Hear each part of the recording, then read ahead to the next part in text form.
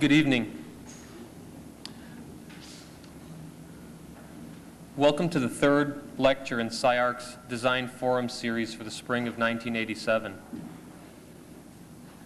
As a forum, this series brings together a group of people who are primarily engaged in the very difficult task of constructing words around the work that we as architects create. Given the present problem of establishing criteria and passing judgment, those who speak about architecture are faced with the task of not only evaluating work, but also of constructing a relevant mechanism to do so. In a sense, they must create a work as well. In this vital sense of criticism, tonight's speaker has truly established an authentic voice. Mary Alice Dixon-Hinson was educated at the University of Pennsylvania, Vassar, and Yale.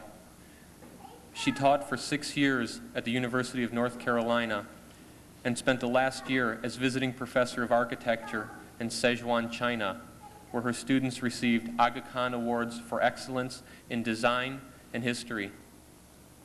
She is currently associate professor of architecture and landscape architecture at the University of Minnesota in Minneapolis, where she teaches architectural history, theory, and design. Her published articles include Vico's Discovery, Erasing the Ghost of Perrault, and Architecture as the Art of Serious Play. She lectures extensively, which, she confessed to me, serves a double purpose. It also allows her to see work being produced. This concern, an obsession really, with understanding the making of architecture, gives her an insight to the creation of architecture that few historians or critics possess. Her uncanny ability to ask the crucial question and to make the unexpected connection makes her work much more than an explication of intentions to those outside the profession. It also engages a necessary dialogue with ourselves as architects. Please join me in welcoming Mary Alice Dixon-Hinson.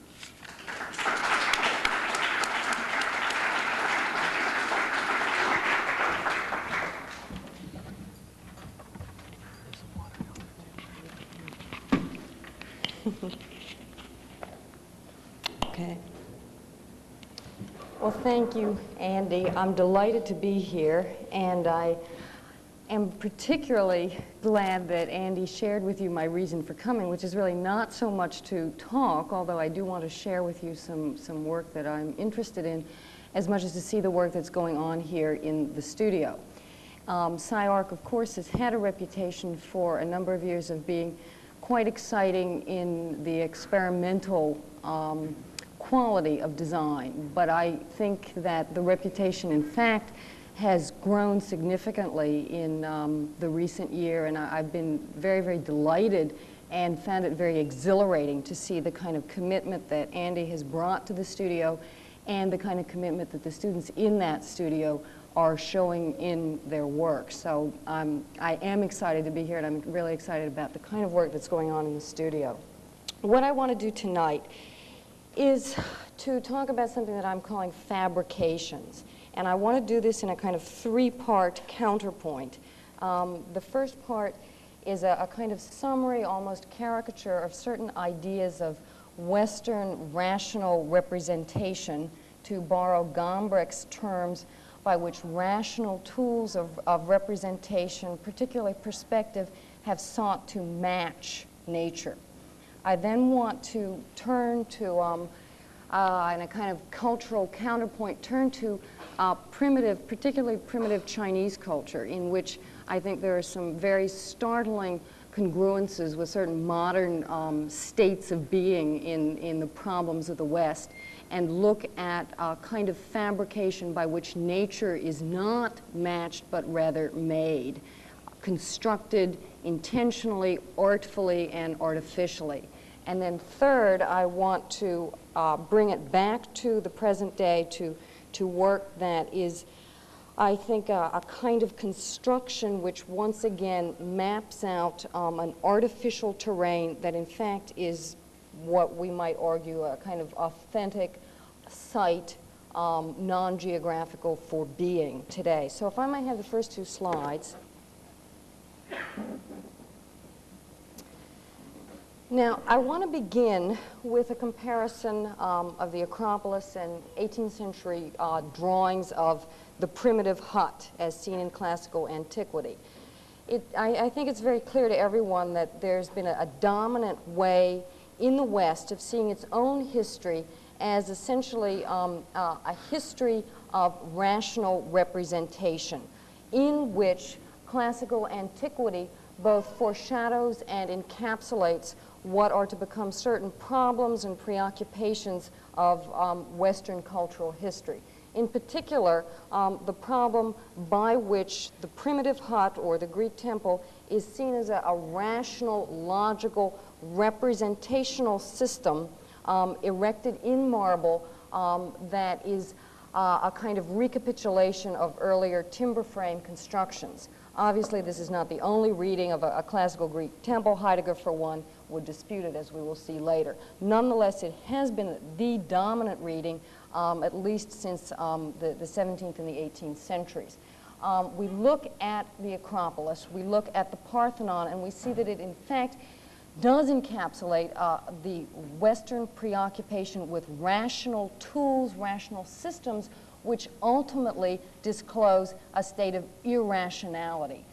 Next two slides, please. In the Parthenon in particular, we see that the reading by which the Parthenon is a representation of the primitive hut is essentially one by which the columns are the signs of timber columns, which in turn hold up the triglyphs and the metapies. As you see in the slide on your right, there in that metape is the old intrusion, although in the Parthenon perhaps it's also a new intrusion, of the irrational, the bestial, the centaur, who is of course overlaid by the slightly more victorious human figure of the male nude, whose leg is covering the flank of the beast, the irrational representative. Now that irrational conjunction of bestial with rational figure occurs in the metapes. The metapes are the voids. The triglyphs in turn represent the ends sliced off of a rafter that held up the earlier gable roof. And of course, the Doric order is a system constructed according to a rational logic by which the triglyph is centered over the column as the timber rafter was centered over the timber column. Now, next two slides, please. That's all very well and good until, in the Doric system, we get to the corner.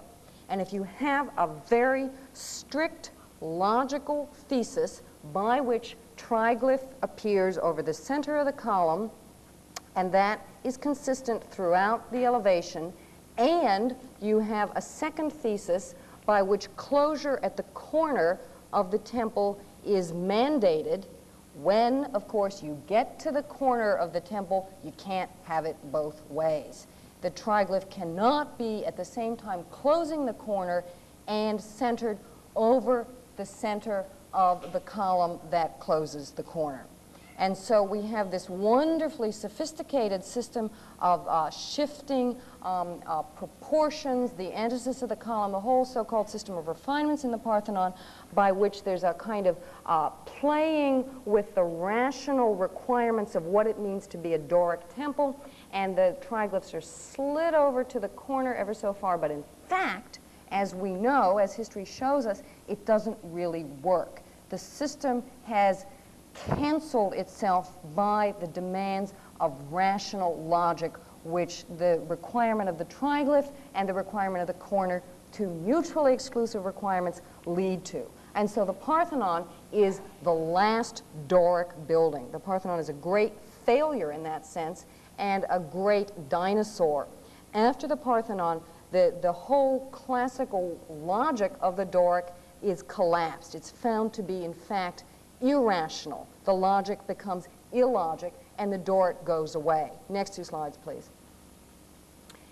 And then, of course, we have, after that, the Temple of Athena Nike. We have the Ionic, imported in part from that exotic and irrational East, Persia in particular, the Ionic coast, and, of course, the Corinthian. In Francesco Di Giorgio's drawing in the slide on your left, we see that both the Corinthian and the Ionic are again interpreted in later Western architectural history as also systems of representation.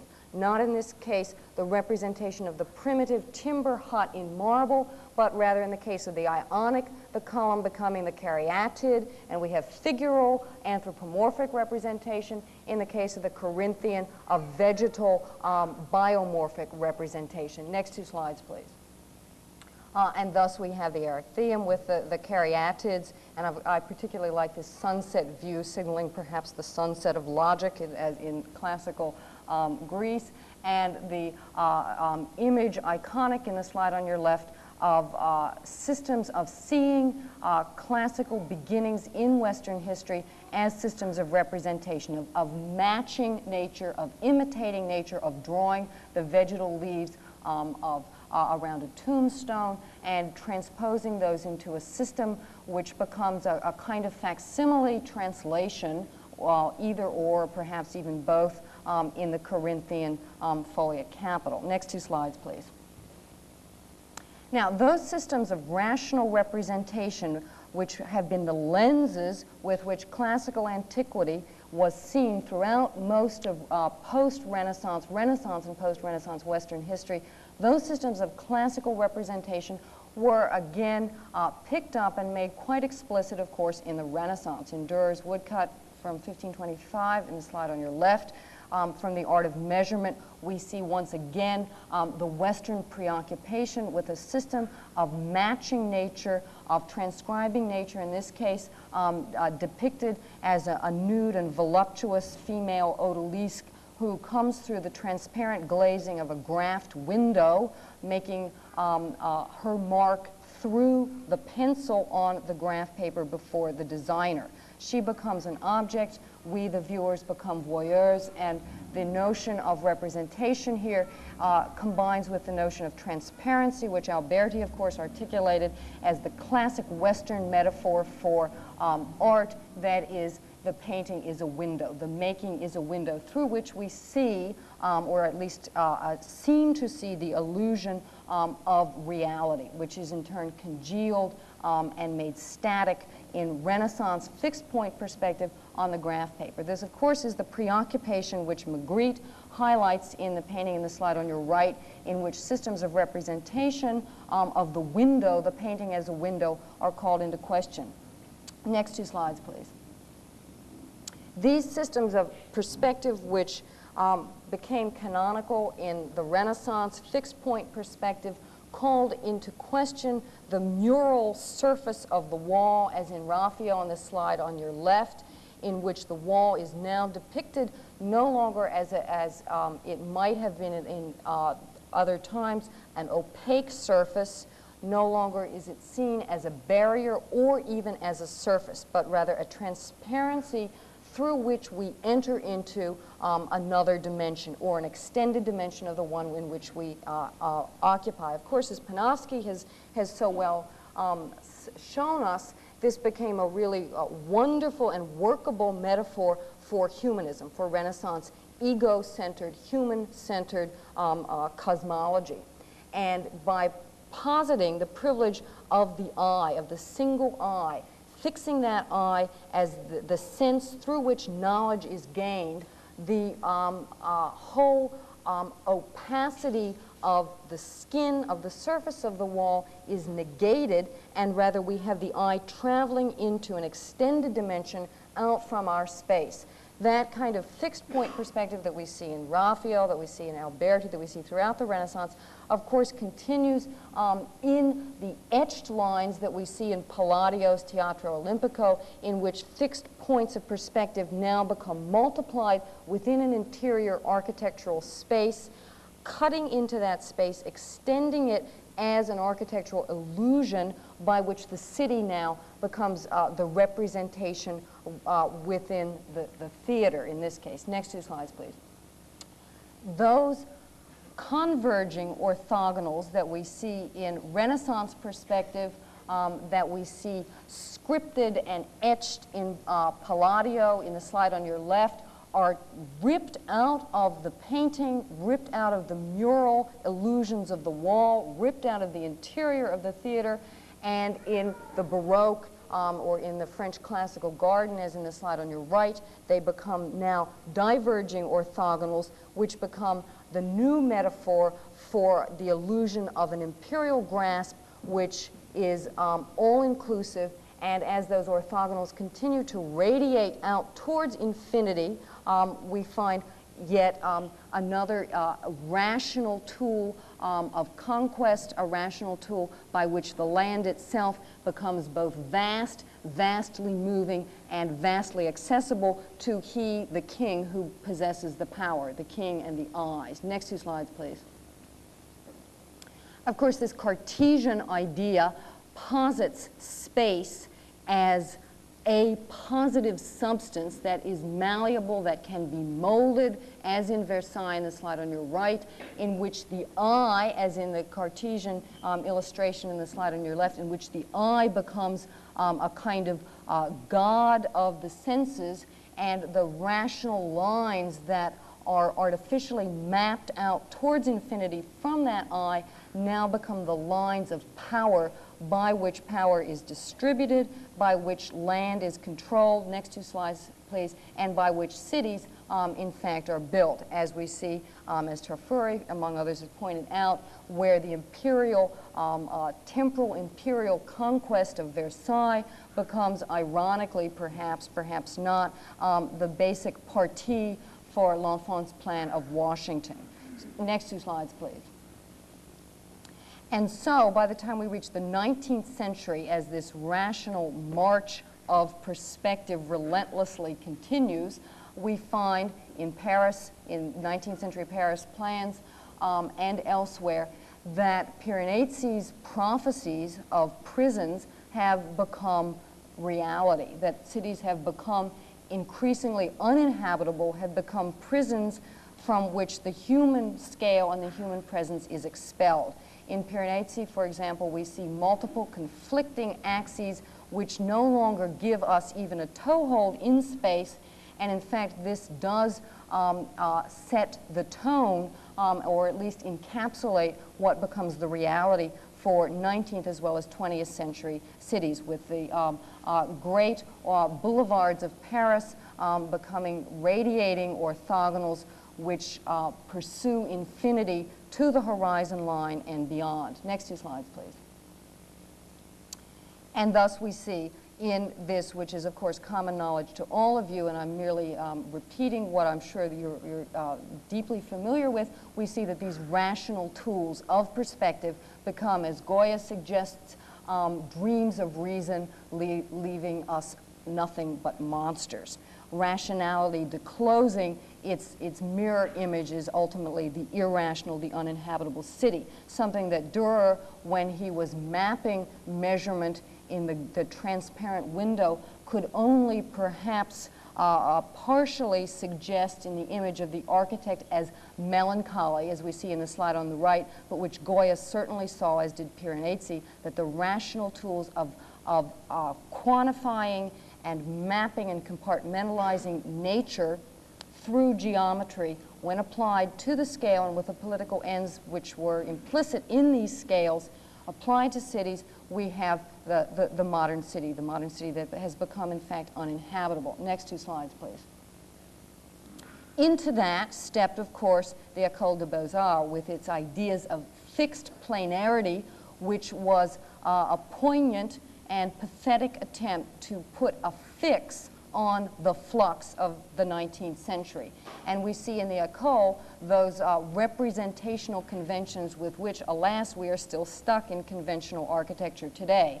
That is, as you see the muse here with the figures of the young students who are presenting plans, sections, and elevations of architecture rationally represented as if the drawing were a building, as if the plan could, in fact, plan the future.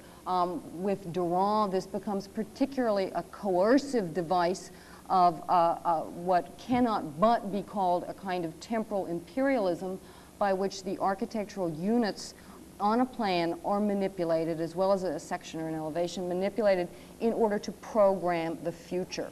So that these devices are not innocent, they're not naive, they're not merely a formal taste, but rather they're about controlling what is to come next. They're about planning in its most basic, radical, fundamental sense. Next 2 slides, please. The sections, the elevations, the reduction of the transparency of perspective to the illusion of a plane which is representational. These are still the conventions, alas, with which most architects deal, with which most building is constructed, and which we read as if they are reality. In fact, they are illusions and they are metaphors that are obstructions to an understanding, next 2 slides please, of the actual reality which we inhabit. They're also linear, they're based on a narrative sequence, the marche, the plan. In the École plan, which you see in the slide on your right, one follows a particular serial sequence from place to place, which is in fact analogous to the linear turning page to page in that other great development of the 18th and 19th century, the novel, the linear narrative of the novel. The plan, the section, the elevation in the Beaux-Arts conventions with which we still operate reduce architecture to a literary phenomena with plot and plan becoming symbiotic as they are in large part in much work still today. Next 2 slides, please. By the end of the 19th century, Choisy gives us the axonometric. Corbu extends that into the Voisin plan, and we have once again a perspectival system which gives us the illusion of possession, of a kind of alienation of the human body from the environment that is predicated upon the illusion of grasping that environment from the all-inclusive view of the axon, from the bird's eye view of the Voisin plan. We possess that which we do not own, in fact, from which we have, as human bodies, been expelled. Next 2 slides, please. And the witness to the expelling of the human body from the modern environment is right around us in the cities in which we inhabit. Co-op city in the slide on your left, clearly the Voisin nightmare come true. Super studios, early 70s, end of the line of perspective in which Manhattan is glazed over with this receding perspectival airplane space, which shows us, in fact, the kind of erasure which the rational tools of perspective ultimately have given us, that the geography of the city, as it has been etched with lines of perspective, has more and more eroded. Next 2 slides, please. In fact, what all this is leading to, this summary, is that what we inhabit today is not space and not place in the conventional sense, nor in the historic sense that it has been understood in the West.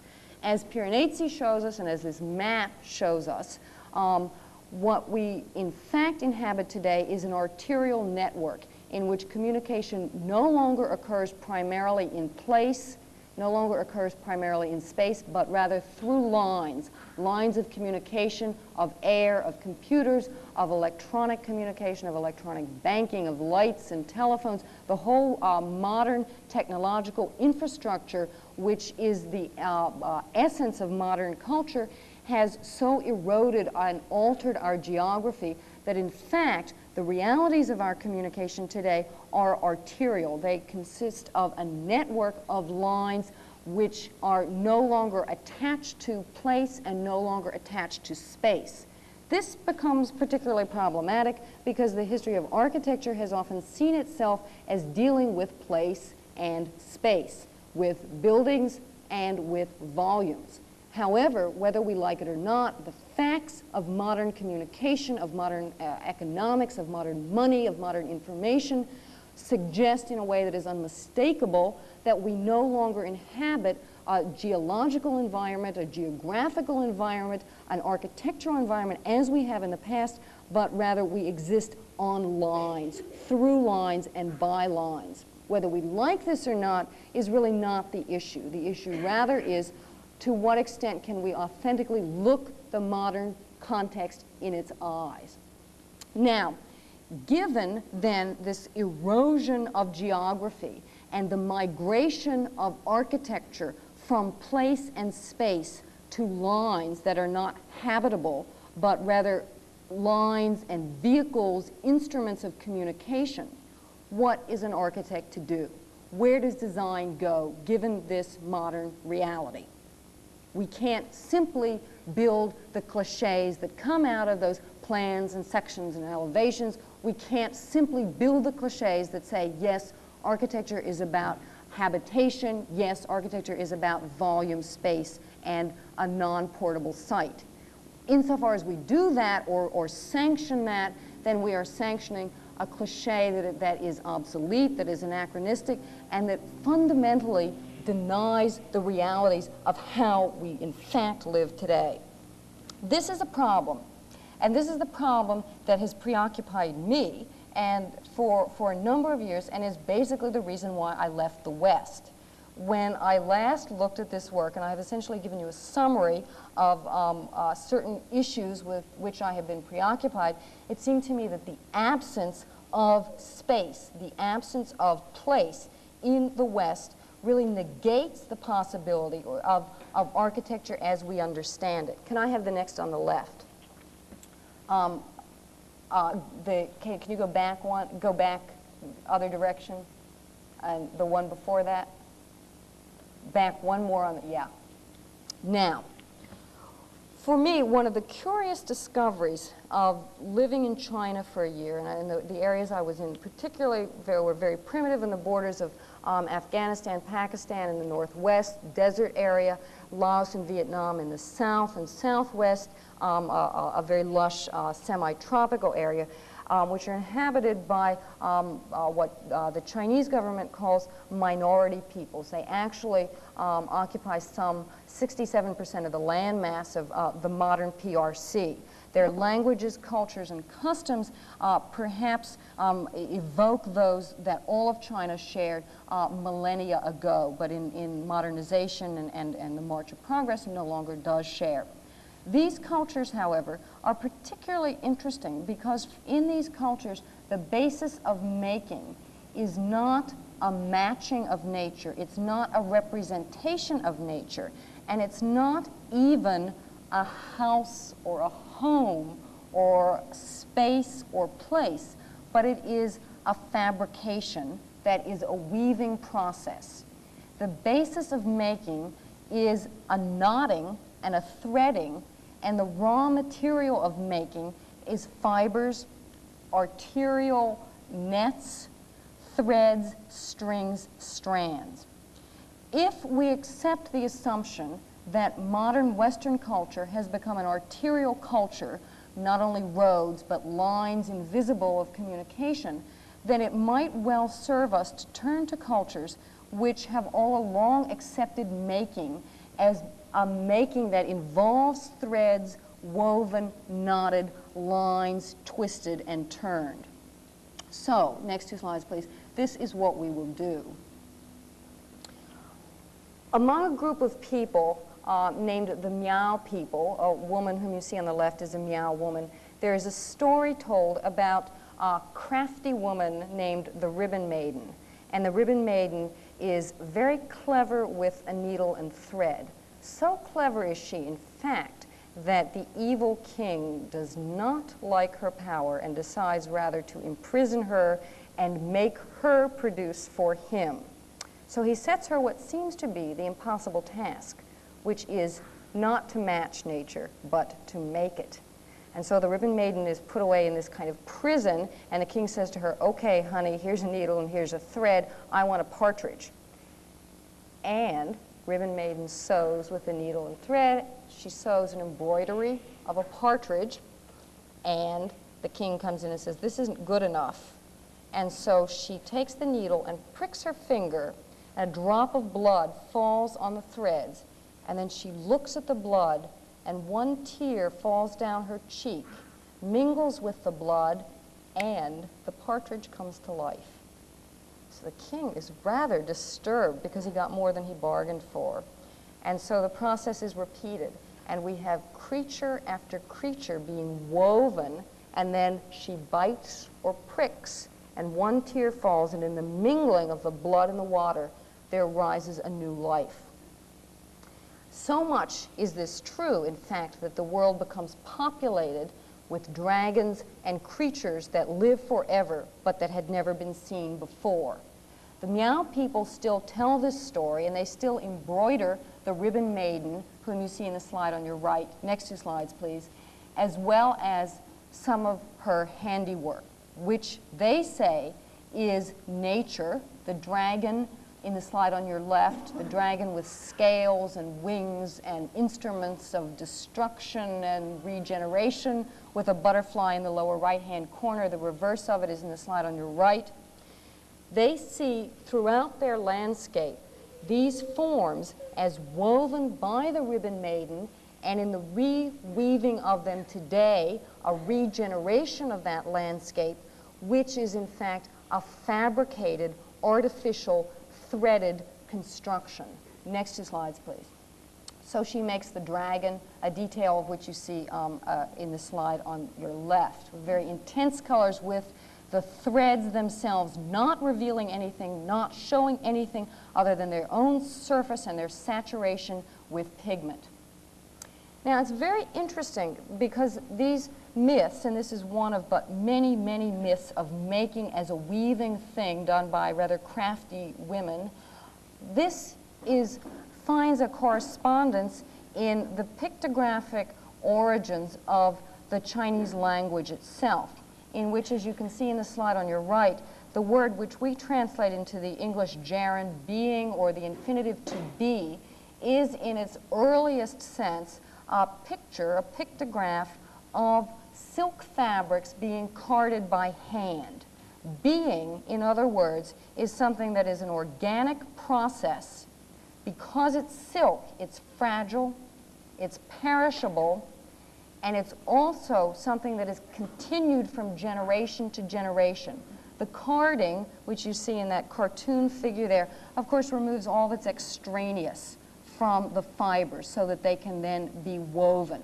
The word for classic corresponds to this and complements it because it shows a silk being woven. And it has loose threads at the end in the earliest archaic pictograph. Those loose threads are the entrance for future generations who continue the classics, which are organic, perishable, and woven through time, as well as with the materials of silk, of straw, of flax, of hemp. So that being itself, which has had a very interesting resonance in modern Western philosophy, being itself is a process involving fabrication, weaving, organic threads. Next two slides, please. Another story, which is told among the boy people, whom you see in the slide on your left, a young boy girl, also say that the essence of making is weaving. And they tell a story about Ninth Princess. And Ninth Princess is a young girl who has a very special skill, once again, with a needle and thread. She has a young musician who is her lover, who wants to abduct her from the palace where the king, her father, is keeping her under lock and key. But the only way she can escape with the young musician is if he brings her certain things that she can weave into a gorgeous brocade, and certain feathers and flowers and petals and pebbles, various found things, suggesting that what she's weaving is not the first creation, but rather a later construction which permits her to gain the entrance to the lover, gain the entrance to the landscape that arises from her weaving. So he brings her all these things, and next two slides, please. She finally spends many days and nights weaving until she has finally completed a brocade, an example boy brocade you see in the slide on your left. Then she takes this gorgeous brocade and she decides she will run off with the young musician, because now she has the secret charm, which is the threads. Unfortunately, evil men pursue her, and as she and the young musician are running through the fields, she realizes that only the brocade will save her from being captured by the evil pursuers and having her head chopped off, as well as that of the musicians. And so she takes the gorgeous brocade and throws it into the air, and fortunately she has a pair of sewing scissors with her, and she takes the scissors and cuts the brocade at very precise points. She cuts at one point and a river appears. They look at the river and it's gushing wildly, and they're ready to plunge into it, and they realize they need a boat. She takes scissors again, cuts at another point, and a boat appears. They jump into the boat. Still the pursuers are hot behind them. She takes the scissors a third time, cuts into the brocade, cascades fall, mountains erupt, and a whirlpool begins to swing around and around the pursuers, who fortunately are engulfed in it, die, and are never heard of again. This landscape is the landscape which the boy people inhabit today. The ninth princess is their weaver, their mother who is their weaver, and the landscape in which they live, which you see in the slide on the right, is her gorgeous brocade.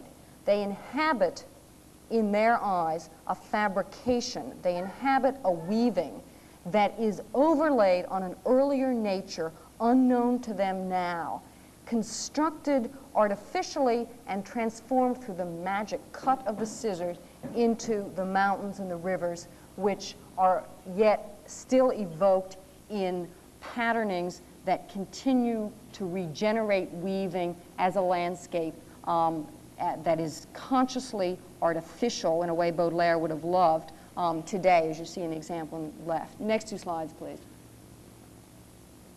Here is a detail of the river. The blue on the brocade with white is the river in that landscape constructed, and where we might look at this and call this a kind of representation of the river, the people who make this and the people who believe this don't in fact call it that at all, but they call the river the brocade. They call the river the white threads. And they see this connection as one which has made their environment a credible one that is, if not altogether gracious, one that at least has nourished them since the beginnings of time with Ninth Princess. Next two slides, please. So earth and water are woven. We also see that as water is woven to earth and fabricated, we also see that villages are woven to earth. Earth is woven to villages. In the slide on your left is another weaving, which is a village plan, which shows with crosses and geometric abstractions, shows us small houses, which in fact become a kind of ritual consecration of how the village is laid out. The weaving and of the fabric and the weaving of the roof and walls of the buildings in which the people live occur concurrently and together make a woven and habitable environment. Next two slides, please. Not only is the earth woven with its particular mountains, rivers, villages, houses, but all things that live on the earth, in villages and outside of villages, are also consciously woven. They were not created by a first cause, but rather constructed intentionally and artificially in order, in their story, in order to provide longevity, continuity to Ninth Princess and her children. Here, for example, is the kind of weaving that we see in both houses, in roofs, in livestock pens, which reproduces the same knotting, warp, and woof technique with different scales, different materials. It runs the gamut from the small, meticulous stitch of cloth to the crude, porous stitch of something like the livestock pen in the slide on your left. Not only, however, are visible artifacts woven and fabricated, but invisible prayers are equally woven things. The slide on your right shows a prayer tree, which is an artificially constructed tree. Usually the tree itself is not living, but dead branches are taken, ground into the sand, and to that are tied strips of thread, strips of tattered cloth, which as they blow in the wind become, as they unravel, prayers, perpetual prayers, like the flicker of a candle perhaps in other religious sensibilities. Next two slides, please. Finally, people themselves are woven. In these tales, the landscape, made things, habitable things, prayers, invisible things, all of this is the product of a kind of weaving and sewing. People themselves are made by this weaving process. As you can see quite explicitly in the slide of the young girl on your left, where the hair is woven in a quite elaborate and artificial wig, which gives identity to her as belonging to a particular community. As you can see by this, weaving, woven fabrications confer identity in a way that the etymology of Chinese characters sheds light on. In the slide on your right is a pictograph, early pictographs for the word which we translate generally as manifestation, biao. Now, in Latin-derived languages like English, manifestation comes from the Latin that manifestus, which means to strike as with a blow. Something is striking and therefore is a manifestation. Has a kind of martial infringement or violation implied to the idea of the manifestation of, for example, being, the striking presence of being. In the Chinese, in distinction, what we call manifestation is pictured, not described, but pictured as the outside of clothing. The outside as the vestment, the skin that confers identity, so that the cloak is privileged over the cloaked. The skin is privileged over the interior. The costume, the fabrication, the artificial dress of landscape or person is not a thing that is understood as something that reveals, that makes transparent an interior, or that expresses in a Western way of self-expression through clothing, for example. None of that applies. Rather, identity is conferred and occurs on the outside. Being is manifest as an exterior, opaque surface reality. And it's pictured quite literally as woven things, as being itself is weaving. The place of being's manifestation is the woven mask the body wears, the woven thing that makes human the individual, as the landscape is made a landscape by nature, by virtue of its artificiality, of its construction, of its fabrication. Next two slides, please.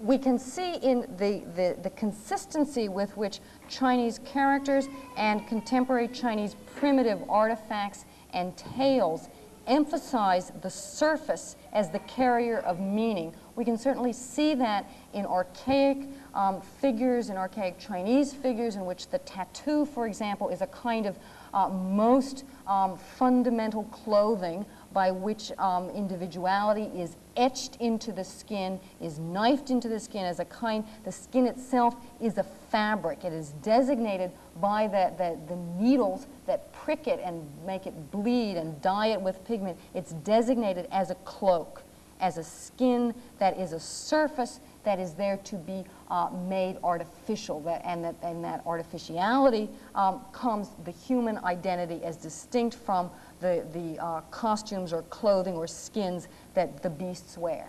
These kinds of tattoos, in fact, are continued, as you can see in the slide on the left, in certain variations in contemporary primitive minority costumes today. Each of the 97-some different officially recognized ethnic groups in China still have their own distinctive costume. which again is arguably representative, that's probably not the word I should use, is arguably connected to certain things that were probably pan-Chinese in most archaic times, pre-Han dynasties, like tattooing. Next two slides, please. Other examples of the skin, the surface, the covering of the body as the thing that gives identity. I could multiply and multiply, but I'll run through a number of these very quickly. These are, again, Miao costumes. This is called the 100 pleated skirt. Actually, the skirt has many, many variations. There must be almost 100 variations of the skirt. Many of them have up to 500 pleats. As you can see in the skirt on your right, cotton, and some silk is used for these skirts, which are put on rolls of a kind of matting.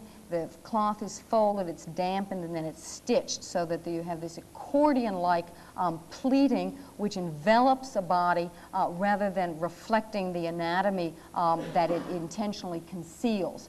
People can identify their belonging to a particular community by the variations in the clothing that they wear. This one on the right, for example, with its red band and kind of sea deep purple whelk color interior belongs to one particular Miao group. The one on the left to another one. The addition of the intense yellow signifying a particular family within the larger Miao family, and countless other small variations are nuanced to give legibility to the wearer, so that marital status, number of children, seniority, kinship relationship, all of that become visible and in fact are vested upon the wearer by the wearing of the garment. Without the garment, the person belongs to no people. Next two slides, please.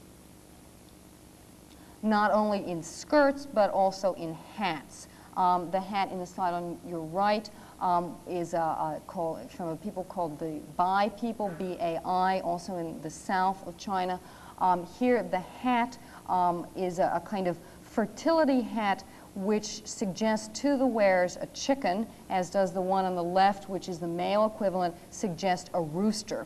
And in the weaving of these, the felt, the attaching of silver to these, the wearer and the maker feel, assume, and speak as if they were constructing their belonging to a community as well as the animals which these hats give birth to. So that the rooster in their story doesn't come as the model to be copied in the contours of the hat. Rather, the wearing of the hat creates the rooster. Of course, it's quite superstitious, and I'm sure we wouldn't believe it, but they would believe that were they to stop wearing the hats, then they would no longer have roosters and chickens. Of course, in the West, we would find such things absurd. Next two slides, please. Other people, the Sani, again, a chicken hat, two views with the embroidered flowers, which we see trailing, and the sash in the slide on the left, as it comes over on the left, signifies the marital status. If it's flipped on the other side, it's another code. These hats and skirts and trousers, all of these identify the wearer as belonging to community and also make the community. They make the community to which the wearing gives entrance to the wearer. Next two slides, please. This is Han Chinese, the dominant majority cat hat, which again is a kind of weaving of an artificial quasi-irrational, bestial nature. Next two slides, please.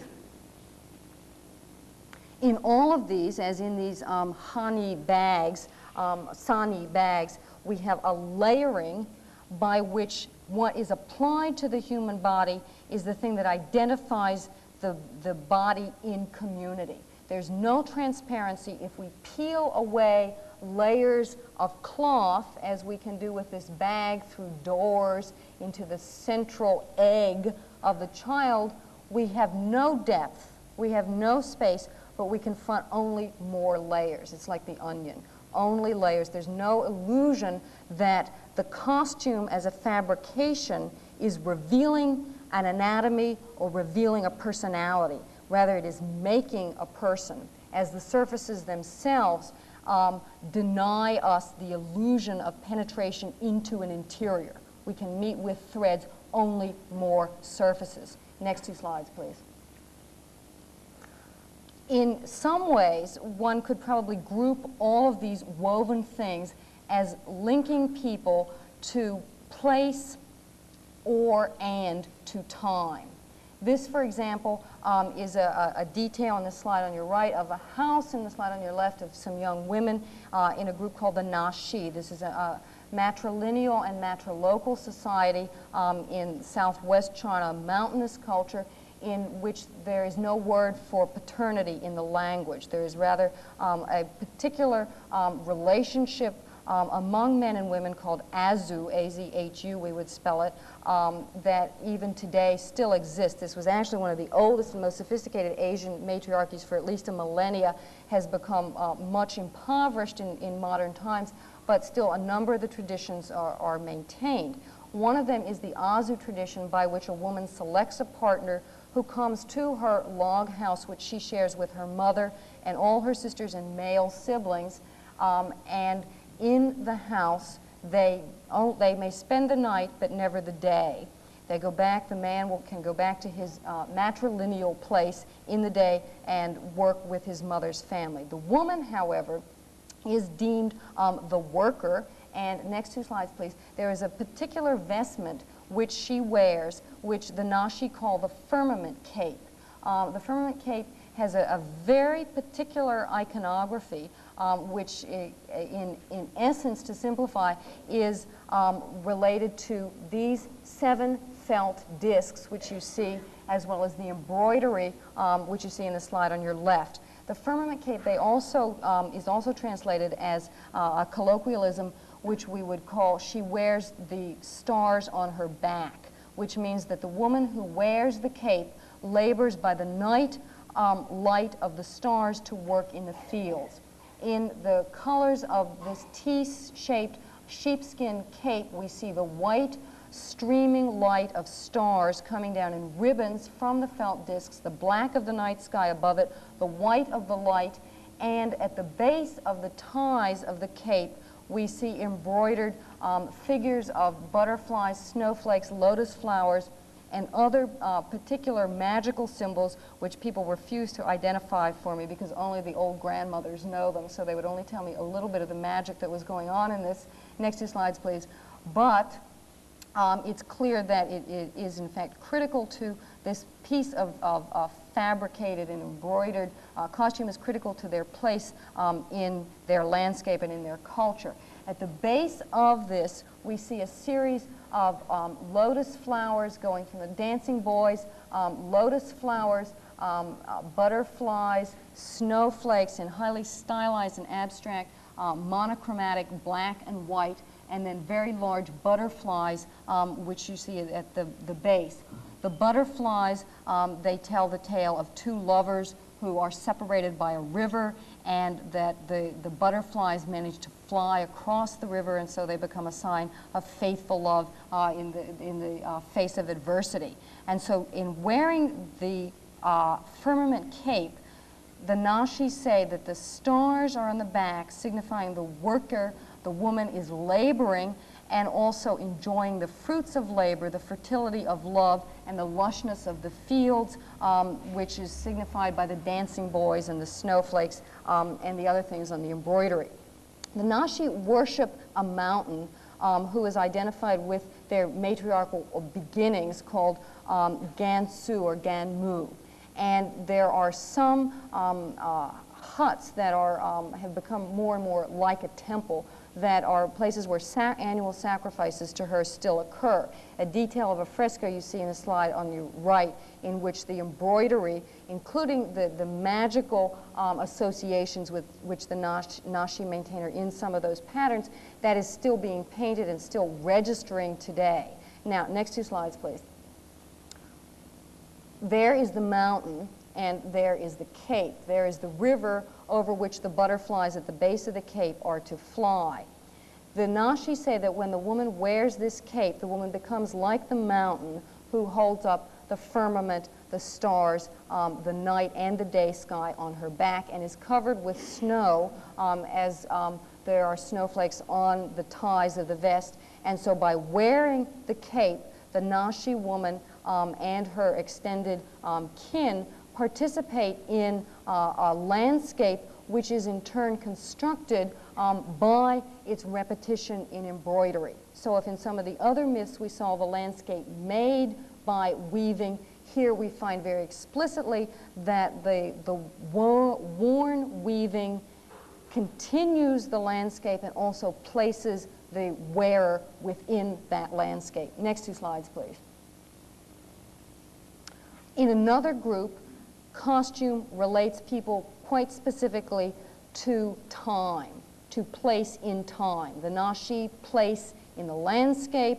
Here, a group of people called the Hani, in which we find one of the most non-modern peoples in contemporary China. The Hani are illiterate. They still practice a slash and burn method of agriculture. They raise a few dogs and pigs.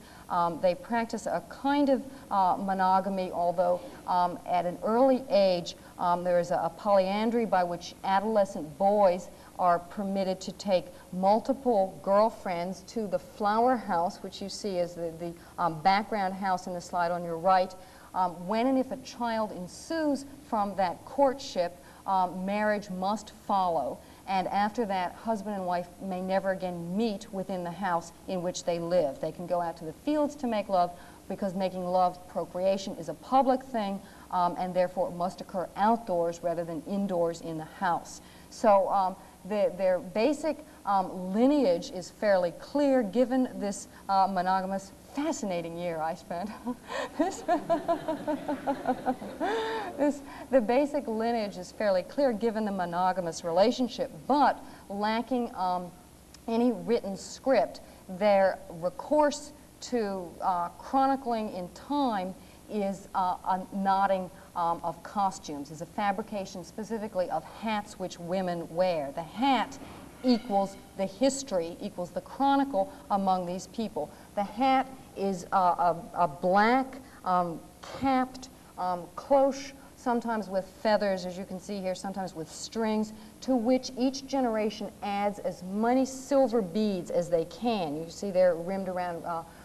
These are very, very precious. They're not shown to outsiders. Normally they're not traded. They're not bartered. They're extremely sacred vestments which the woman passes down to her daughter. They become the history of the family, and the history is recalled through the number of silver beads which are knotted onto that hat, so that a particular good weather year without major flooding, for example, might have certain kinds of knots, and that whole kind of prehistoric method of chronicling time with knots here is worn as a construction which identifies this woman not only as a Hani woman, but identifies her whole family and her family's place in time from generation to generation. We use books as history and words as history in modern Western culture. This is a very, very arbitrary idea. Next 2 slides, please. Here is a detail of another more elaborate hat in the slide on your left, which is the history book of this particular family, and its secrets are secrets to them alone, although its general sense is legible to other people in the Hani community.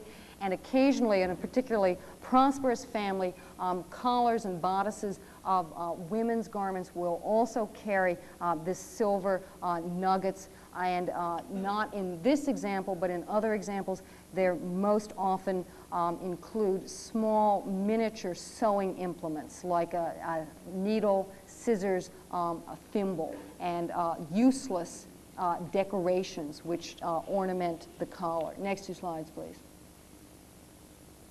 Now, as I said earlier, biao, which means manifestation, is defined, is pictured in the character the very early pictograph in the slide on your left, as the outside of clothing that is the definer of a manifestation. It's not revelation, it's manifestation. It's a presence on the surface through the clothing and the constructions that are fabricated. Next two slides, please. Now, as this might suggest, the role of clothing itself, of costume itself, which of course in our language comes from etymologically from custom, which is shared habit, that the role of clothing is particularly interesting and particularly critical in the whole primitive process and meaning of fabrication. Now, what is particularly interesting is that the primitive, most archaic pictograph for the word for clothing or costume, yi, which we would say spell out as Y-E, is the slide on your left. It pictures what a Westerner sees as architecture. It pictures, in fact, what is, in its contour lines, very approximate to the primitive hut. And yet this word, with its combination of gabled roof and two figures beneath roof, in fact means clothing. Now, what does this mean? Next two slides, please. Aha! Oskar Schlemmer can perhaps tell us. On the one hand, the idea of the fabricated costume as a kind of body architecture certainly is something that Schlemmer in the triadic ballet, the Bauhaus, that modern concerns in the West have been preoccupied with in this century. In the triadic ballet, which you see in the slide on your left, we are probably tempted to read into that Chinese pictograph the equation implicit in Schlemmer's work, which is that the individual costume is to the individual body as architecture is to many bodies. Now, the Chinese character is not so simple, is not so literal as what the implicit equation that Schlemmer is working with. The Chinese character, rather, by showing two figures under that gable roof, defines costume as an architecture that is a public structure, that is a communal or shared structure. It is not private finery. It is not an individual within the habit of a single envelope, but rather its essential skeleton of a definition is that it is a shared fabrication, a shared construction, rather than a single body's envelope. These shared constructions can, of course, vary in scale from the single body to the single body extended into a group or order, as in these boy Buddhist monks who, by wearing the uniform of the young male monk with the hat and the robe, no longer wear an individual piece of clothing, but participate in a shared communal structure that is artificial and that is legible to the community. Next two slides, please. This kind of gradation in scale can move from person to person to person, as with the monk's clerical garb, to the religious structures in which those monks, as many of them, as well as many other religious in China today, would relate the shape of the head to, classically, the shape of the interior tower or domed shape, both in terms of its formal vocabulary, in terms of the palette of colors, and in terms of the figure ground threading, which we can see formally happening from timbers in one media to thread in the other. Another. Next two slides, please. This participation in a public structure by virtue of an artificial fabrication varies from place to place, but it works in all places to link people to a place, through time, sometimes in space, sometimes multiplied from person to person, sometimes the defining form of an entire community, in which the archaic word for village, for mile, as well as the archaic and still largely practiced, particularly in primitive farming agricultural areas, the layout of the village is a weaving of the earth in patterns which are again worn on the body, as you can see in the slide on your left in comparison with the slide on your right, so that the body is as the individual body wears this in community, the Earth's body is still today, as it once was in the beginning of time, in the beginning of pictographic time at least, is dressed, is fabricated, is woven, is constructed, and that construction gives an urban order to the layout of a village. Next 2 slides, please. In the myths, we see the weavings giving rise to the landscape. The curve of the snake, you insert the scissors, you cut, and you have, in the myth, the mountains and the river. Next 2 slides, please. The high art equivalent to that in China is the mountains and rivers, which in Chinese is called landscape painting, although we've translated in English literally as mountains and rivers, which are not a particular matching of any particular geographic site, but rather there are specific pictorial, compositional formats. This one is a mountain beyond a hill or mountain beyond a tree with a kind of indeterminate, uninhabitable, unmappable space separating that mountain, which we want to read as background from foreground. This is a making rather than a matching of an optical nature, and this in turn is the precedent from which the Chinese garden, which you see in the slide on your right, is constructed. The garden throughout Chinese aesthetics from at least the Tang Dynasty, it's quite explicit that the painting is the program for the construction of the garden, as the fabric is the program for the construction of nature. The painting of nature becomes the program for the construction of the garden. Next 2 slides, please.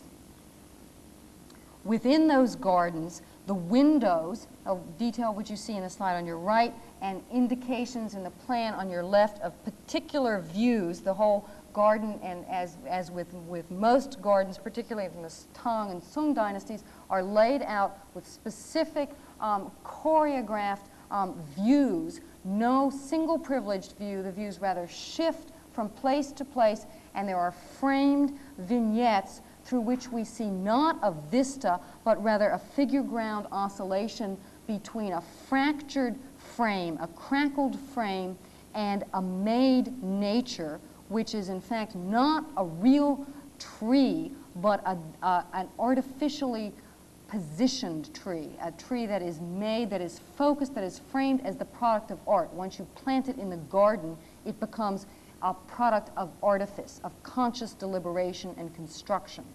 And the windows, next 2 slides please, in the gardens are the kind of embroidery, the calligraphic construction that is the equivalent in scholarly, literary Chinese art history to the more primitive vernacular female stitches of weaving of the seamstresses in the primitive cultures. These kind of crackled windows exist in order to focus not upon a panoramic vista, but rather upon the artificial nature of the conjunction of art and nature of the rock and the lattice, like a camera aperture, which on the right frames that rock, and the left which fractures and breaks any illusion of transparency. We can't see through these windows.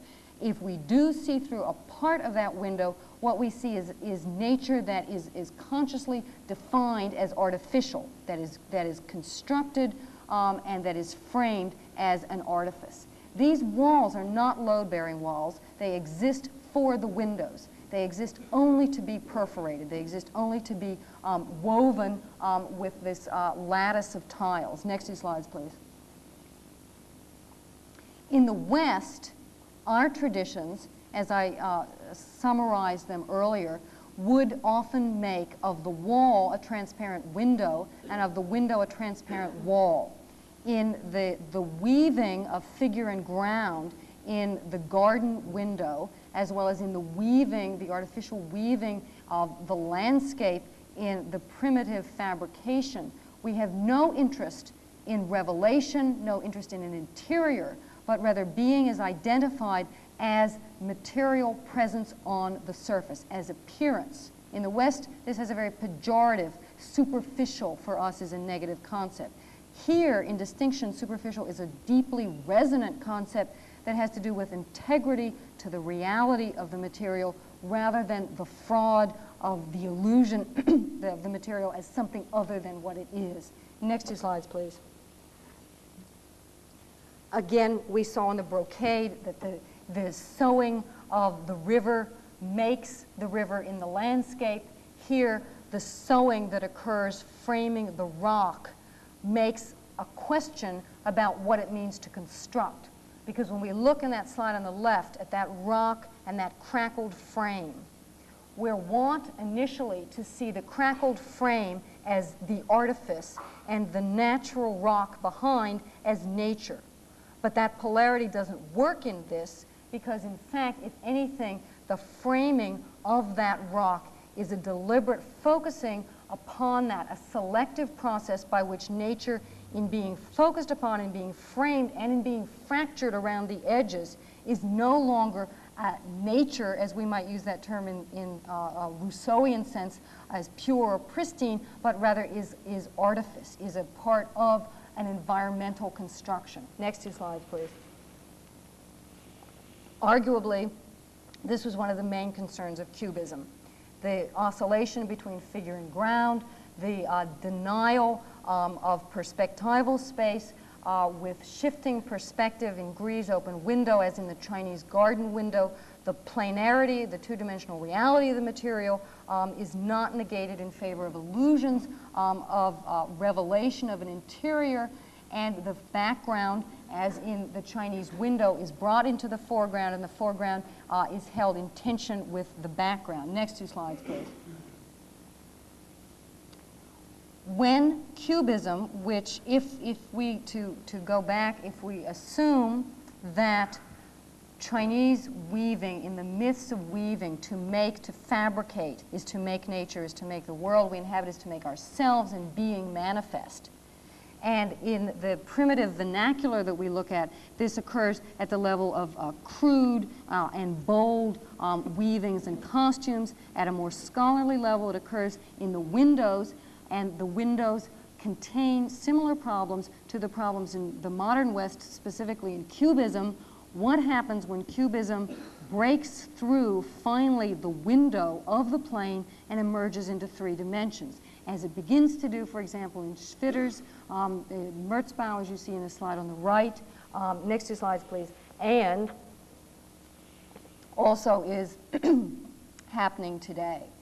The work that I am about to look at, again, very quickly and not with any pretense to understanding it, as much as with the aspiration that you will look at it deeply. The work that I'm about to discuss, in fact, represents a rejection of those conventions of plan, figure, the conventions of plan, section, elevation, of transparency, of a revelation, and instead looks at artifacts as themselves dense, artificial or machined geographies, which we call architecture, recognizing that architecture is no longer a geographical place in the West today, as it has been historically, but rather is an arterial system, a network in which the window, the transparent window, as well as the volumetric space, no longer has a role. In Daniel Libeskind's work, for example, some early work which you see in a 2-part sequence in the slide on your left in a model form, of rebus in the slide on your right, we see a dissection of the certain pictorial conventions in painting, using painting as a kind of program out of which construction emerges. So that rather than having a plan, which is to colonize the future, rather than having a plan for construction, one has a performance from 2 dimensions into 3 dimensions. Rather than one 2-dimensional artifact predicting in space and time a 3-dimensional construction, we have, on the contrary, a 3-dimensional construction arising concurrently with the 2-dimensional and as a performance. This is precisely the explicit intention in Chinese aesthetics of the garden as a performance of a painting, in which the garden is seen as performing a painting in the way, analogously in the West, we have seen theater as performing Shakespeare, music as performing a score. In China, at both high and primitive levels, architecture and environment is seen as an artificial ritual of linkage and artificial performance. Artificial in the rich sense, to be artificial is to be human. In these works, architecture begins again from a primitive weaving, which is not about habitation, but rather is about a kind of network of arteries, of lines that are threads equivalent both to the vernacular thread in the weaving and to the modern threads which hold together global communication. The structure, the construction, for example, in the slide on your right, becomes a performance. Next 2 slides, please, now. Carl Chu's work, The Disappearance of Antwerp, which you see in the slide on your right, like many other notable monuments from our own history in the West, like Tatlin's Monument to the Third Internationale, the Eiffel Tower, as Roland Barthes has so well shown, are not about habitations. We have a tradition, in fact, in the West that is not about architecture as a habitation, but architecture as a symbolic evocation and a symbolic and sometimes kinetic action in place, certainly in Eiffel, but if we exist in a culture in which place has been eroded and impoverished, then of course, as modern nomads, our place, it becomes necessarily a portable one. Next 2 slides, please.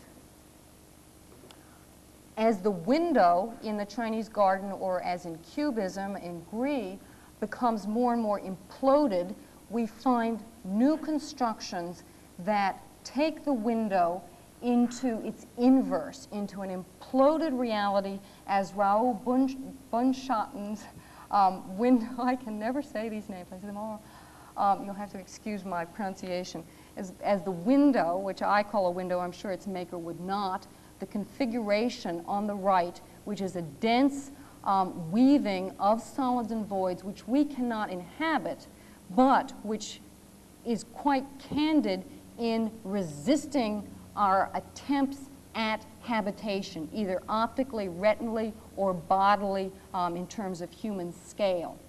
Next 2 slides, please. Here's a detail of the work you've just seen on the right.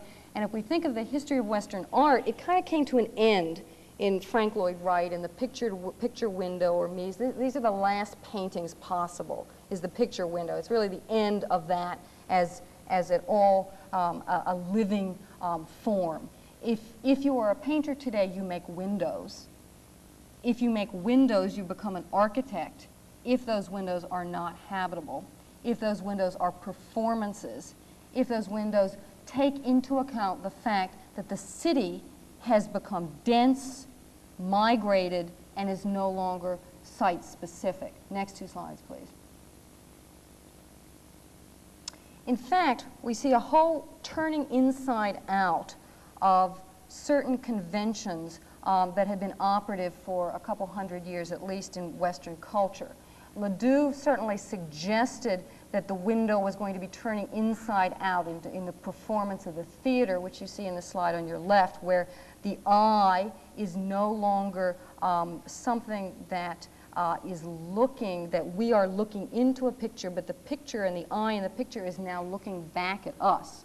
So that the whole priorities privileging the optics of the observer are being inverted, and we have instead windows now, constructions in which things through which the eye or body might penetrate are deleted, subtracted, condensed, and spliced to the exterior, as in Ben Nicholson's work in the slide on your right, where windows themselves become cages which are both in collision with a mural structure as well as in a kind of kinetic movement out of it, so that there is an implosion and explosion happening at the same time. The result is the same. The result is that we are looking at a kind of microcosmic city, an urban performance which, like Piranesi or like even Ledoux or Boulez, shows us the realities of the city have shifted. The realities of the modern context have shifted. As the cities that we think we inhabit are illusions, so these cities, which most of our culture fails to recognize as cities, in fact, are the reality of modern urban implosions and connections, linear connections that are not about habitable space. Next 2 slides, please. Another example from Barham Scherdel's studio at Harvard, Copley Square project, which you see in the slide on your right, in which Copley Square in Boston, with its Richardsonian buildings, are all sliced and splayed and presented to us in a format which is a window that is not a window through which we cannot see other than shadows and mirrors of our own past. This in turn, as the Hani hat is a history for the Hani, this becomes history. This becomes the encapsulation of memories of what used to be architecture, And it performs memories through kinetic action, by which levers turn, rotate, gears, moving and making in turn a moving artifact that, like the modern nomads that we are,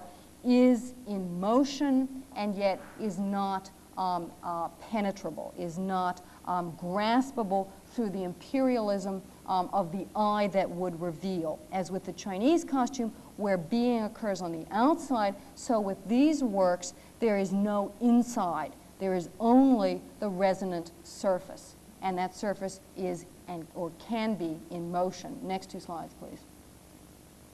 Another work by Barham Scherdel, the Accademia Bridge, shows very clearly the connection between performance in 2 dimensions and 3 dimensions, by which the drawing in the slide on the left becomes the script or score by which 3-dimensional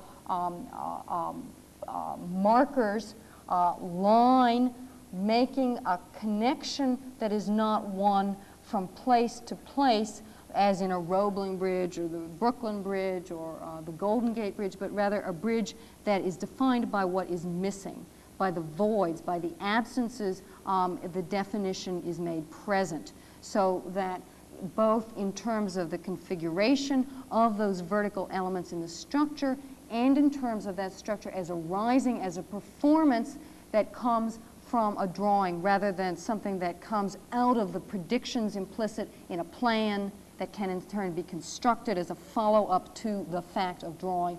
Rather than that, we cannot build from this. We cannot build from this. This is not a formulaic recipe, but rather is, as with a musical score or as with a dramatic script, is a suggestion that only comes to life as a performance offering itself in multiple and rich possible interpretations. Next 2 slides, please. Another example by Barham Scherdel, The Country of Spectators, a very aptly named urban associations. The drawing in the slide on your left, detail of the model in the slide on your right. It's very clear in terms of formal vocabulary that there is a musical sensibility here, as in so much else of this work, by which the model, in this case, looks musical in both its rhythms of solid, void, figure, ground, black and white, and in the density and the weight with which those figures are placed on the page. As the model suggests in the lighting, the flatness of the painting, so the painting suggests the planarity as well as kind of summarizing certain representational conventions that make these scrolls, which must be seen as kind of continuously linked performances, so that these become an artificial and thereby authentic definition of modern observation, spectators, and of modern urbanism, where the city is. The city has migrated. The city has shifted. It's not geography. Next 2 slides, please. Willie Taylor, again, shows very clearly the idea of performance by which we see a painting, drawing in the slide on the left, construction, 3-dimensional stage in the slide on your right. This stage is not built according to a formula that is mapped out here. This can't give us the illusion of coercing the future, and for that very reason gives us the possibility of igniting the present by performing from one dimension to another.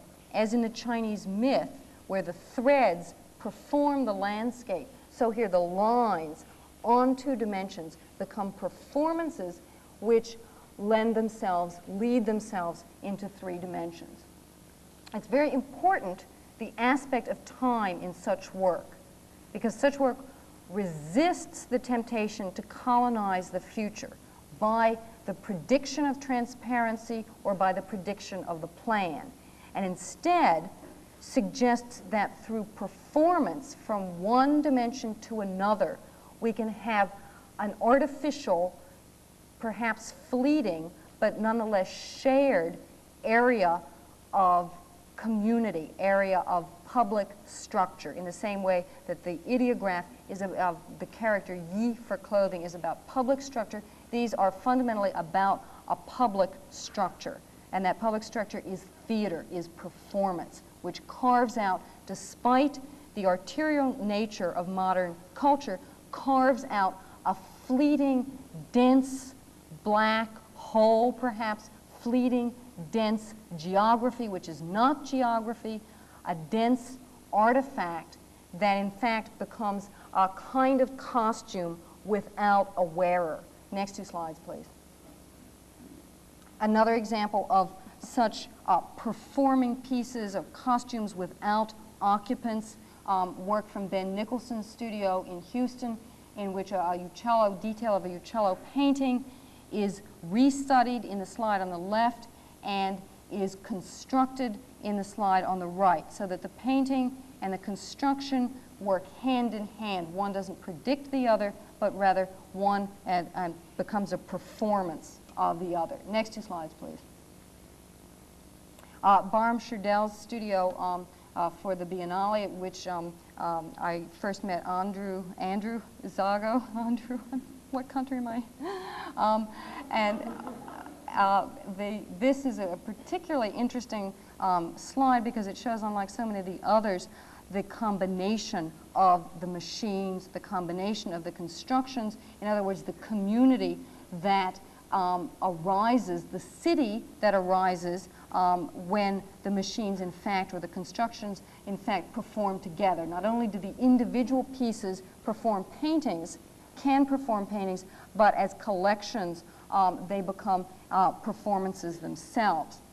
In this particular case, as you can see in the slide on the right, the light became the critical connective tissue. It became the lines, the thread that stitched together one artifact from another, so that the kinds of things that we see in Schlemmer, in the triadic ballet or the mechanical ballet, as an interest in architecture as performance, is in fact finally, after 60 years, is finally beginning to be realized. The lighting in this project, by the way, was done by Shelley Einbinder. Next 2 slides, please.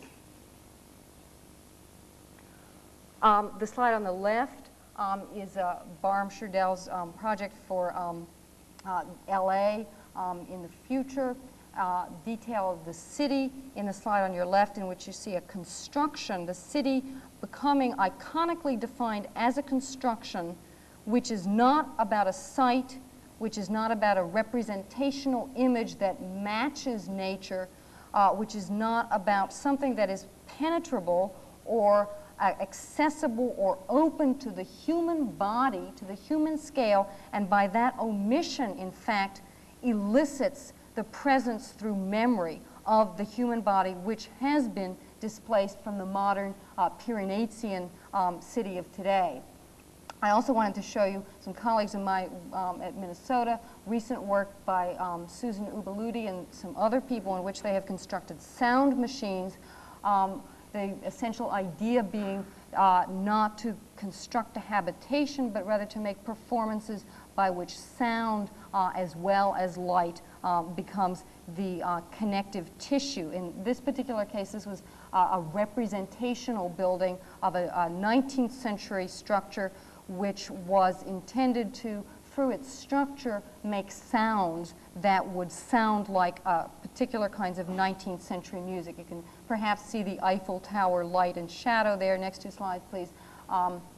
Another example on the slide on the left was a romantic piece in which the lush Wagnerian volutes of the 19th century are conjured up in these kind of grand slinkies, which in turn are woven and then shot through with balls that make sound. So not only do constructions as material artifacts perform, light performs, and sound also performs as fabrications and artificial weavings in modern terms become in fact the real cities that are the only cities in which new construction can happen. Next 2 slides, please. And finally, work that was done at Carleton last year, a series of 3 related machines done under Daniel Libeskind and Matang Gondola that are essentially named the Observer, which you see in the slide on your right, and accompanied by the surgeon and the patients. Coming from a series of studies of anatomical theaters, is the one from Padua on the slide on the left, Rembrandt anatomy paintings. These constructions become performances that recount the history of Western perspective, the history of Western seeing, and also perform the city on its own terms today. In this particular one, we have a large gear which can be turned, and it's divided into a series of representations of representation, an axonometric drawing, a one eye, which represents the fixed perspective of Renaissance vision, and binocular vision, which is our retinal normative, posited as normative way of seeing, and kind of Baroque illusion, anamorphic, so that these various systems are all gathered together, and when you spin the gears, there becomes a kind of observation of observation, and at the same time there is a motion by which the observer, watching dissection, as we see in the slide on the left, which is the historical role that the viewer has been given in art, by which that observer is brought into and held back from the work. Brought into in the sense that our participation is demanded if the gears are to turn, and held back in that we cannot either see into it, see what's inside it, nor enter it ourselves. Next 2 slides, please. Here is the surgeon on the slide on your left, and the patient. The surgeon is a cube with various kinds of knowledge. The patient is a triangle with a prism, all of these with gears which can turn. These are our modern public structures, our shared customs or costumes, which are fabricated and which confer identity through the surface. Now, what is missing in these things is what is important. What is absent is what is significant. And what is absent is, of course, the human body entering into them. Next 2 slides, please. In this painting by Joe Wong, in the slide on the left called The Omitted Subject, we see a kind of suggestion that by title, in the subject of omission, in the thing that is omitted, we have presence. We have an absence conjuring up a presence. And that presence is the presence that has been deflected from the modern city, that is the human presence. So that insofar as works deny us entrance, they become, despite their claims to not continuing humanism, they become profoundly humanizing ways of relating being, relating human construction to places from which it is absent. Now, and the slide on the right, the window, the classic window through which we look, is now, in much of this modern work, turned back to us as a kind of mirror in which these works present our own day to us. These works present the authentic geography, such as it is, of the modern city, from which the human being, in which the human being no longer communicates in place, and from which the human being has been expelled. Next two slides, please. Therefore, to begin, to end where we began, with the Parthenon and with such constructions. If the argument that I have just been suggesting, that these are significant for, among other reasons, the fact that they are not penetrable, that they are not conventional shelter, nor are they predictions of conventional shelter to occur in time, isn't this precisely what that other reading of the classical West is about? Isn't that Heidegger's reading, for example, of the Parthenon, not as a system of rational representation by which the triglyphs and the metopes become in marble, the inscription of the primitive hut, and blah, blah, blah, blah, blah, blah. Quite the contrary. Heidegger says, and I think quite movingly and legitimately, and authentic to classical Greece, that the Parthenon is Athena made present through her absence, that the construction of the marble bones of that building are the thing that give the divine being presence.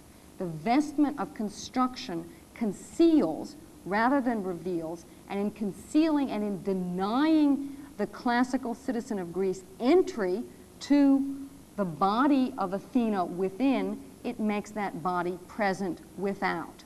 So that as the Parthenon is a costume for Athena and brings the divine to us through its lack of revelation, through its construction and artificial fabrication, so too these modern constructions, by what subject that is omitted, by what is not present, makes present what is in fact absent.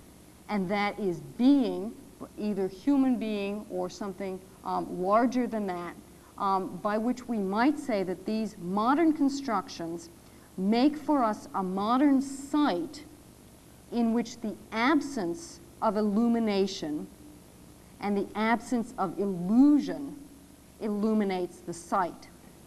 And so in conclusion, I would suggest to you that these fabrications are in fact the authentic costume of the modern culture which we all share. Thank you very much.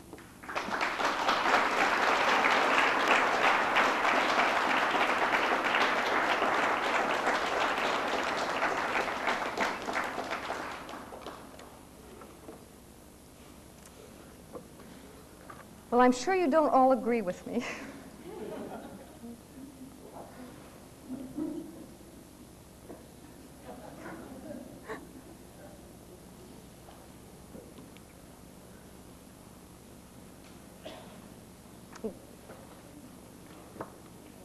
Did you?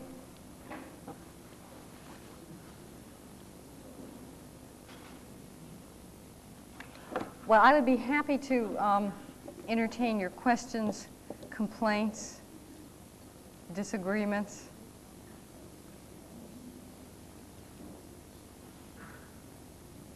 Equally didactic responses.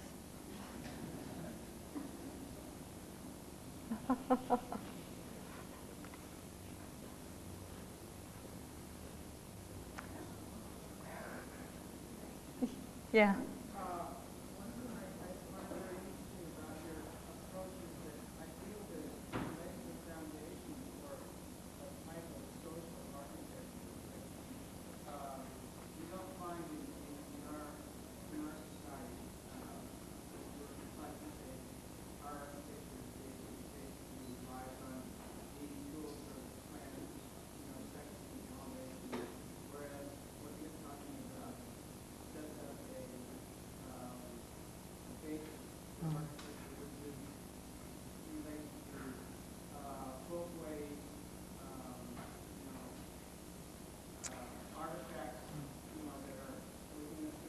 culturally related type of foundation. I find that very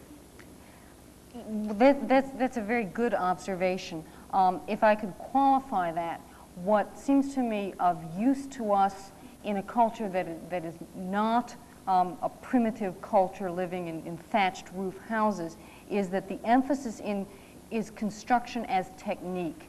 And in that sense, it certainly is social in a way that would encourage a kind of apprenticeship of a guild, almost a kind of medieval craftsmanship by which the technique of making is itself the essence of construction, is the essence of making, to stitch the thread.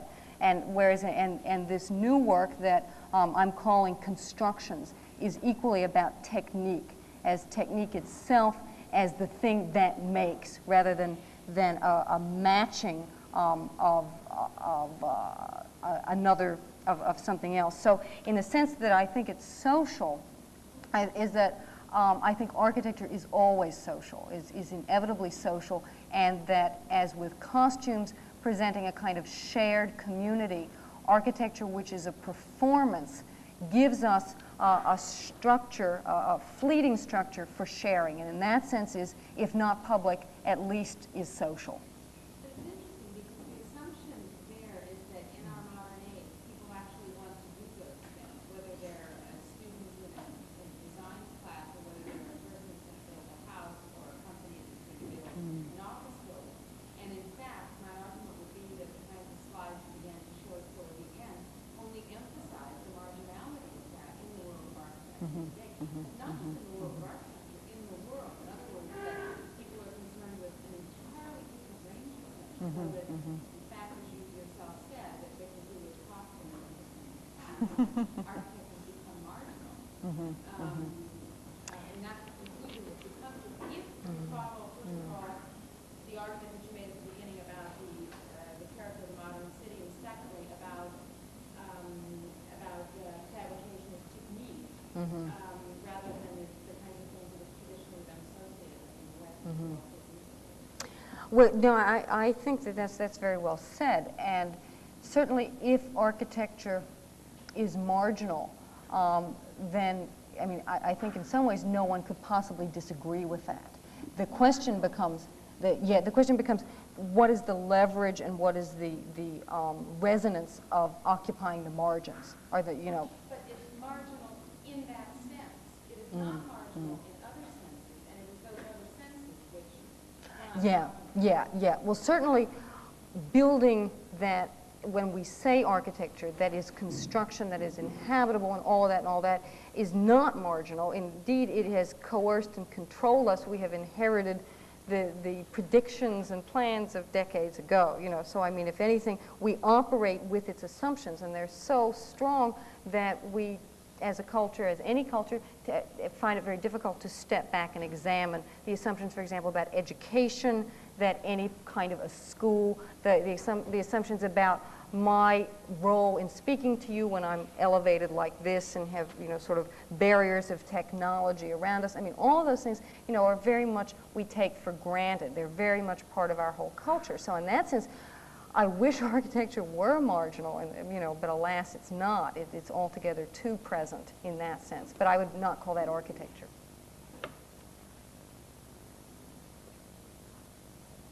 Your contention that the work is particularly relevant because of its craft aspect seems to me to be a problem. The environment is deep here. It seems, you know, when you talk about an arterial society, it actually seems like the idea of craft is what has died. And then in the work, what I find to be most sort of striking is the sort of early or pre-industrial language, and the fact that, you know, a lot of this work, you know, a lot of the sources for this work comes from pre-industrial sources. Euro seems to be sort of the magic cutting off point. And so at that point, I mean, how do you see that being relevant? Well, I think that's a very good point that you raise, and one way of thinking about that might be to say that technique in terms of these work is not necessarily the same thing as craftsmanship, that it might be useful for us to make that distinction.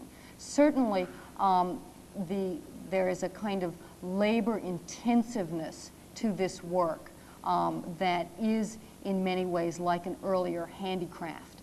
On the other hand, the relationship, which is the other part of that, is not just technique but is performance, and the relationship of that work, those kinds of constructions, to two-dimensional things as connecting with them and performing with them is not so much, I think, a medieval as a Bauhaus-inspired thing, is much more modern.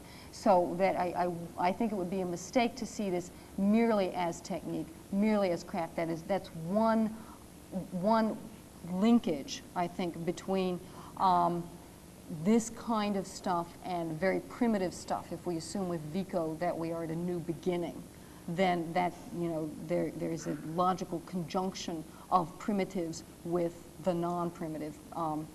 But it's not simply technique. There's also, certainly, I mean, I didn't say this explicitly, but I think it would be implicit, the connection among so many of these groups with their myths and the fabrication. The fabrication is the myth. It makes the landscape. And the belief in that, one could argue, has been argued, certainly Alberto Perez Gomez among others have argued, that we don't have myths today, and therefore we can't make, because there's no myth.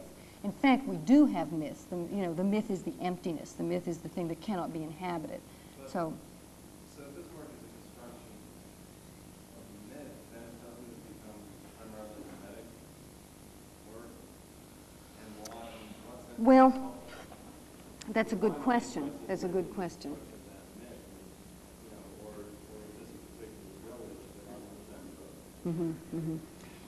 Well, I would answer that by analogy. I would say that Cubism is also about the construction of a myth, and that a myth, by the definition I'm using, is a shared thing. Ideology is the thing that we won't question. Myth is the thing that we can't question. A myth doesn't we don't all have to recognize it. And the myth today, I think, is science for us. Science is the myth. We can't question electromagnetic rays. We can't question technology in that sense.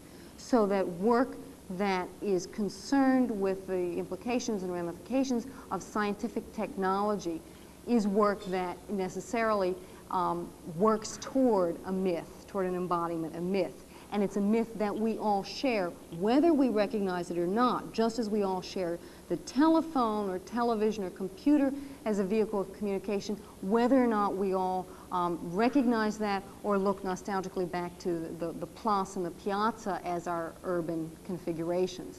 So it's not a question so much of knowing, of recognizing, of agreeing, as of sharing, whether knowing or not. So I would say that we all share it. I mean, certainly what I'm saying is a reading of that. Yeah.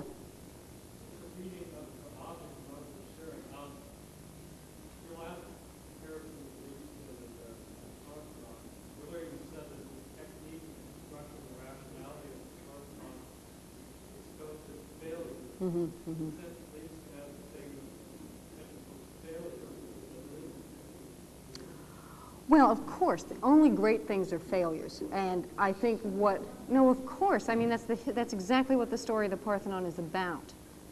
And I deliberately began with the Parthenon because it encapsulates not one but two histories of the West. And the one is that the rational discloses the irrational. That's also the history of Cubism, in which more and more the figural content is in sheer from the material reality of the plane, and that the tools that the Cubists bring that are rational tools of shifting perspective, geometric conceptualization, all that discloses the end of painting in a certain sense. So that reading of the Parthenon as a rational system that discloses its own irrationality has been the historically operative or dominant operative's mindset through which we've seen the Parthenon. But it's not the only one. First of all, the Parthenon still stands. So to a certain extent, it's never over. It's never dead. The Doric is still present in a certain way. On the other hand, and this is the the alternative to the rational reading of the Parthenon is that the Parthenon is not about a formula of metopes and triglyphs, God forbid, you know, how simplistic, but it's about something else. It's about housing the divine, not about a house for the divine or for the human. It's not about entering a place, but it's about sighting, and through the martial sighting of the martial goddess, place is righted, in a sense, and that martial rights right a place. And we never see the goddess. We never see Athena. So that the Parthenon becomes her vestment, her presence. And that presence, that what is absent is made present through concealment, through the surface, or not even so much concealment as through a disinterest in revelation. So I think it would be wrong to think of the Parthenon only as that rational system. Obviously, I'm presenting this as an overly schematic caricature of ideas. You know, at a certain extent, they're all questions, but they're questions that I think is a mistake to phrase too timidly, because most people aren't understanding, I think, or caring to understand the real crisis in which modern culture finds itself. I mean, it's a crisis. We don't, I think, the very fact, what I've been saying, that you should be screaming sort of in horror at the very idea, because in some ways it's absurd, isn't it? You know, that we don't have geography, that we don't have place, that we don't have space. Well, is that true or not?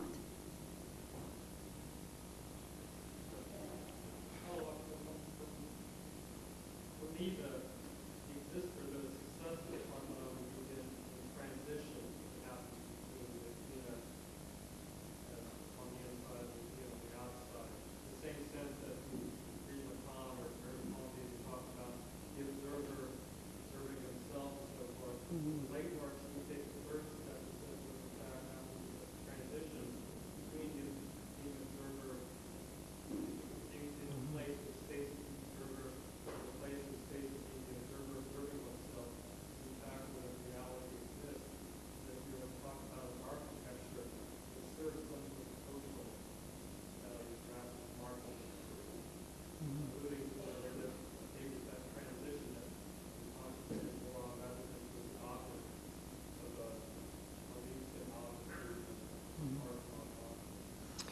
Well, it's, you know, what do you mean by social value? This sounds, you know, like a vitamin. We build a wall and call on someone. Well, it depends on who it falls and where the wall is, and why would you build a wall, you know? I mean, that's the question that this work might be asking, at least in my idiosyncratic and didactic reading of it. The question that this work might be asking is, why do we build? How do we build? What do we build? And so the whole notion of social value in building walls or building houses or building roofs, if you're going to do it, you better know why, because it's a political thing. It's very much built into a whole system of representation by which there's a coercion of time and behavior. And this is the, and who wants that geography anyway? That's one of the things that I find, although I find the explorations of Liebesman and Chagall, but I find them exciting and invigorating and interesting. I'm troubled because they exclude any possible real confrontation on the real battleground where the real things are fought out, which is the political arena. They exclude that possibility. I disagree with that. I disagree with that. I mean, that would trouble me too, were that my reading. What I see in particularly the notion of performance and in the notion of something that circumvents systems of production and systems of planning, I see something that in fact, by its existence, is a political reality. It's a political... I don't say that it isn't at all by any means. What I am saying is that in the real case, in the real situation, in the fourth ward in Houston, where they want to tear down black houses, there's nothing that this has to say to it except to build a beautiful construction someplace else and to talk about it in the terms of one thing to talk about. And it doesn't give you any tools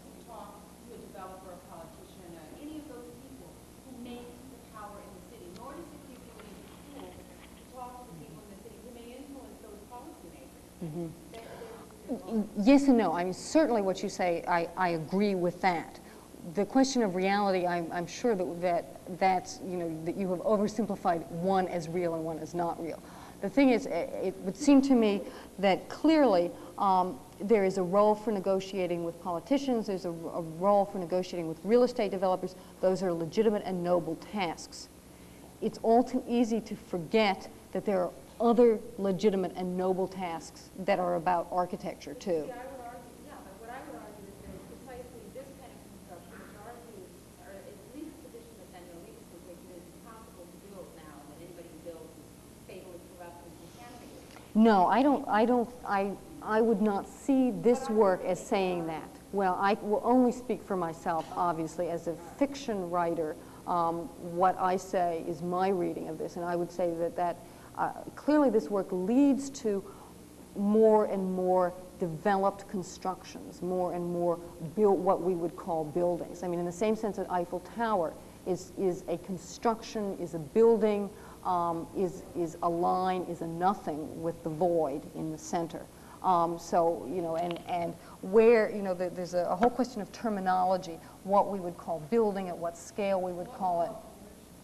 Yes. Yes, yes, that's true. And we probably disagree on that. Yeah.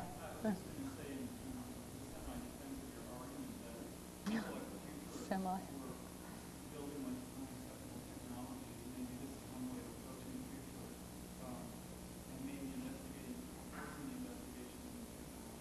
Mm. That's why I'm more in favor of this sort of experimentation rationalization, rather than just saying it's now a place where, you know, we can shelter a homeless lot of people themselves.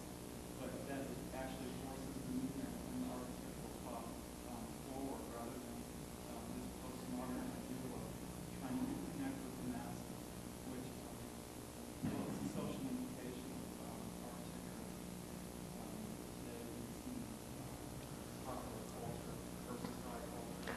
Certainly, buildings, as we have historically understood them, will continue to be built, will continue to inhabit them. You know, I'm not in the least calling that into question. That's a fact. It would be a fool. You know, obviously that is a reality in which we all dwell, or not dwell, but at least exist. But what becomes critical is whether or not we define architecture as a carrier of thought, as a carrier of meaning. I mean, for Alberti, for example, it was.